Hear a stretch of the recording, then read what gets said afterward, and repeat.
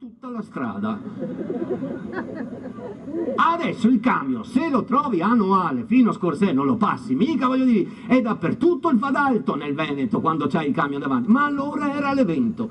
Allora per questo facevamo l'altra strada noi, perché via Montebelluna, segui il corso del Piave, è più guaio,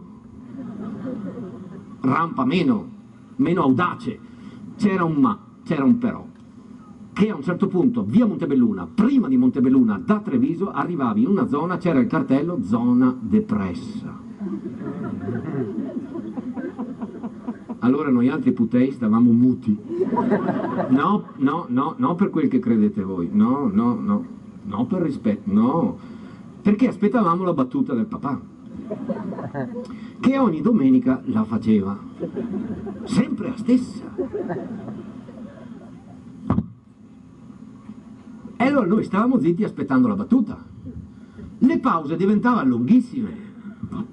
Io credo che mio papà sapesse che noi aspettavamo la battuta e approfittava dell'attesa per aver pause di silenzio che altrimenti in macchina non avrebbe mai avuto. Ma a un certo punto arrivava la battuta, che era zona depressa, dai, tireve su. No, aspetta, si vede che una volta il finestrin doveva essere aperto, perché qualchedun deve averlo sentito, perché si sono tirati su, da far paura là, ma talmente da far paura che adesso quando partiamo in macchina da Treviso per andare a Belluno, prima di partire sulla macchina mettiamo noi il cartello, auto depressa. Questo paesaggio 10 anni fa l'avevo raccontato così. Salgo una domenica all'ossario dei caduti sul Montello. Almeno 25 anni che non tornavo fin qua. Ci venivamo da bambini a fare il picnic. Si va a fare il picnic all'ossario dei caduti. Tutta Treviso andava... Era normale. Tra l'ossario dei caduti e il monumento a Francesco Baracca trovavi la domenica tutta Treviso sul Montello. Vabbè. Entriamo all'ossario e l'umido ci assale.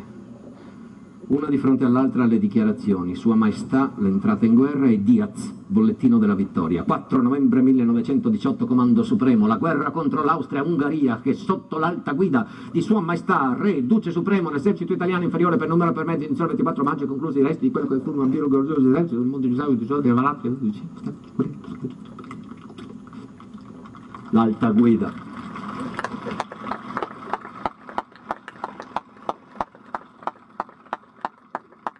L'alta guida, 1,54 m de monarca,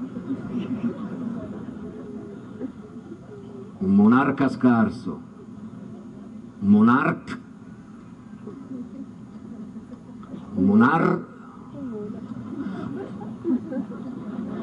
cavela voi altri un'altra se volete.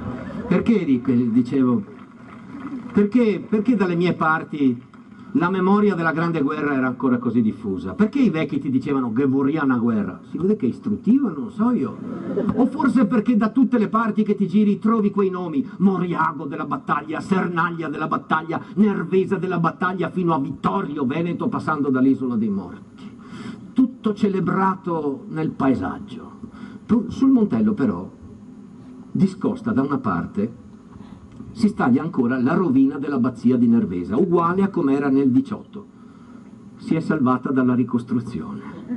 Se la son desmentegata lì. Lì Monsignor della Casa scrisse il Galateo.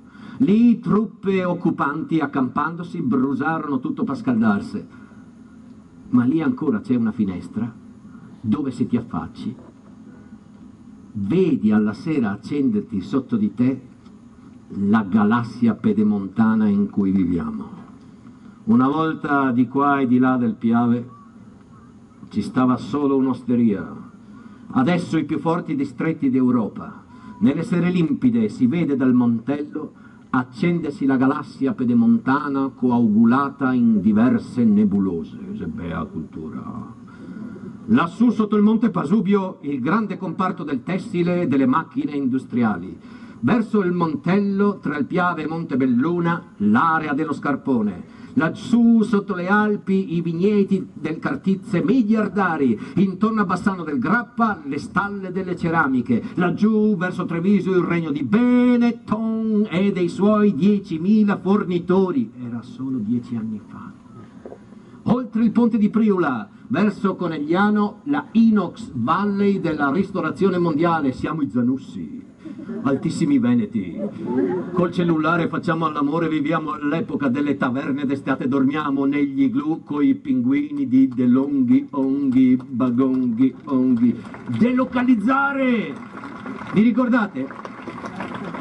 Sigavano.